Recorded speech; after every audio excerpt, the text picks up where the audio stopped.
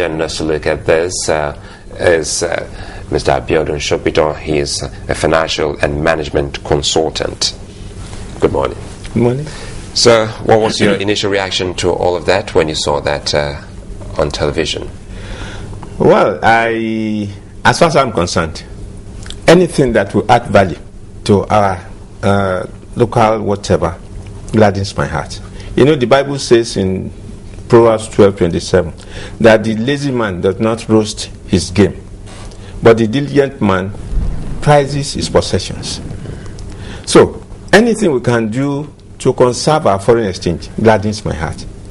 Now, I was watching the previous this thing. I think the man was more concerned with what gains they will make from this thing. But I'm looking at it. In fact, thanks for technology.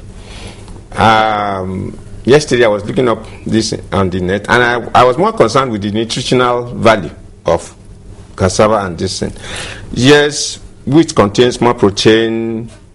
Cassava contains less fat. So it means it's more beneficial really at the end of the day.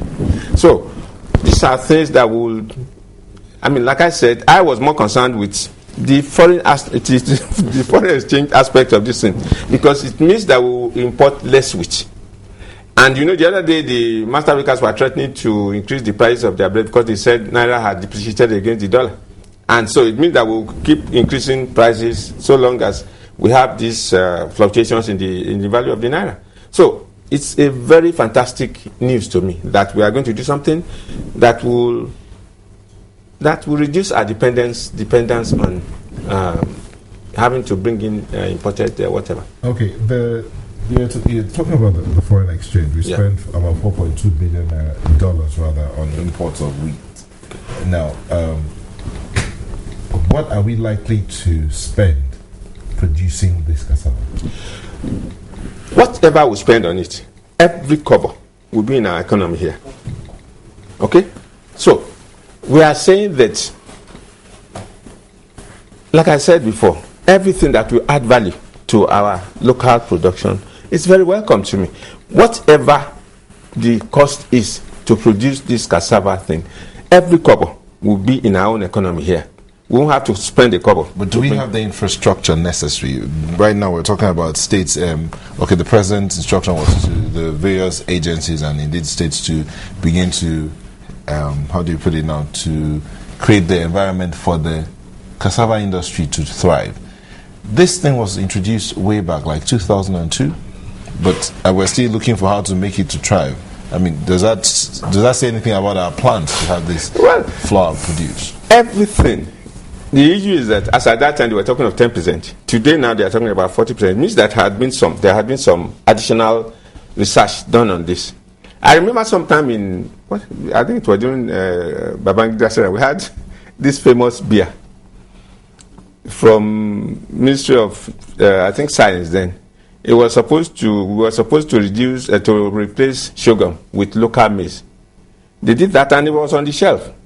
Only God knows what has happened. But the issue is that, yes, in the past we had this issue of Nigeria not being able to keep anything going. But we now have, I think there's a lot of pressure on us now to really do something about our importations. Because now you just talked about that beer, but for some people they remember that, and also there was also a bottled palm wine from yes. NIFO, right? And somehow we lost all of that. That's now, because from the baker here who just left, he did say this is just not the first time they are getting to use cassava to bake bread. So it came and it disappeared, and now it has resurfaced again.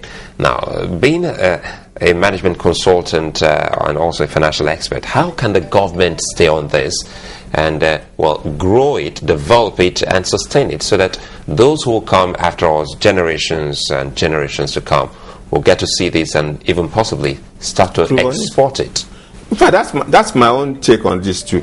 Unfortunately, yes, Nigeria is not known for being able to sustain. But I am saying today that there's a lot of pressure on us already that we need to look. This is tied to a lot of things. We're talking of fuel subsidy. We're talking of devaluation of the Naira. This, I think, will compel us. This is the mother of invention. This will probably compel us to really do something about this. Now that I want to believe that, like we said, at the time they first introduced it was 10% cassava content. They now said it's now 40%. So it means that there has been some more research done on it. Are you comfortable with the way it's been introduced, as it were? Because the last guest who was here said that the method of introduction might be one of the reasons why these things don't really work. You don't go through the people who are actually involved in the business, as it were. He says even though now they're consulting with them, it would have been nicer for it to have been in the market and that they'd have seen responses and feedback to it, rather than this top-bottom approach that we seem to be taking. Fortunately, it was the Minister of Agric.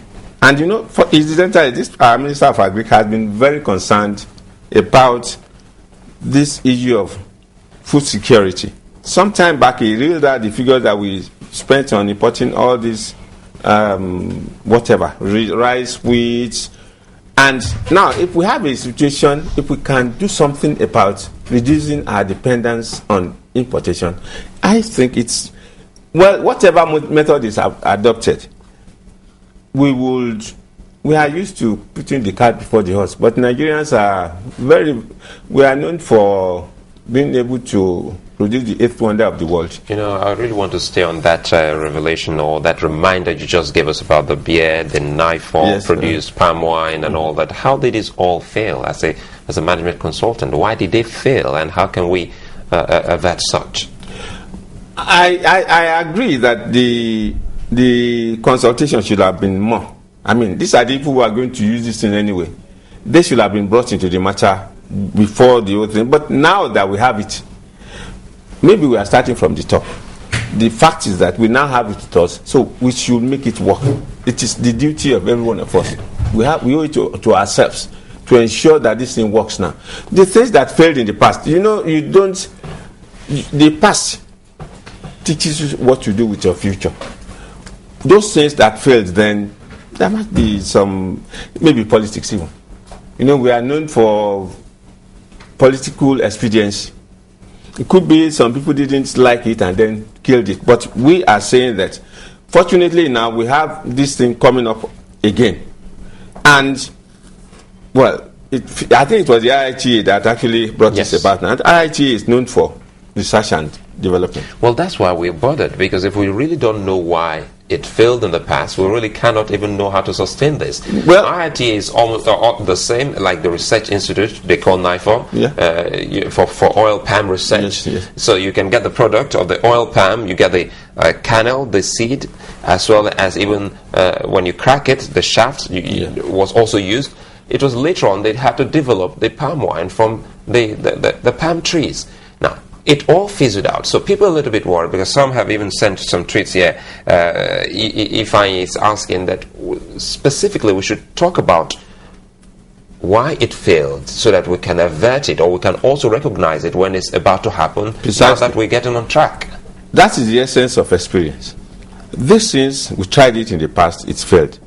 Fortunately, who was this inventor? He said before he eventually succeeded, he had tried about 100 times before so he had tried 99 times of Thomas Edison. Yes, he had tried 99 times of how to do it and how not. How not to do it, until he got it at the 100th attempt.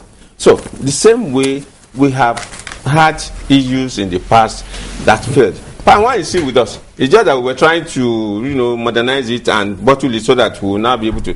We still have palm wine. So we are going to get there. I don't want us to believe that Nigeria cannot get anything right. We have started this, and I want everybody to support it. Like I've said, the important thing is that every kobo that goes into this cassava bread is going to be in our own economy here. Okay, staying with the local economy here. Do we have enough cassava to produce the basic gari? We have more than enough. Do we also have enough to divert? I mean, more than enough to divert to producing the bread flour? I want to believe. Look, I am talking from experience now. We had a group of farmers whom we lent money to in my bank, and they had so much cassava. In fact, I had to intervene on their behalf. I called somebody in Lagos here to come and the man kept, dilly-dallying until eventually they had to dispose of the thing at a giveaway price. I am aware, I know that we have more than enough to meet all our demands. I think it's very important because different people use cassava for different things. Sure. At some point, we even heard that cassava was being used in the manufacturing of paint. Sure. And that also raised some fears then about people becoming a product that will be more lucrative in industries than products for eating. Do you see the value of cassava going up because of this new demand for it as that's well? That's another plus for this idea, because the farmers will get more for their efforts now. Now we've seen in the past that most times when this product goes up, it's not the farmers don't directly benefit from it. It is usually the middlemen who act on their behalf.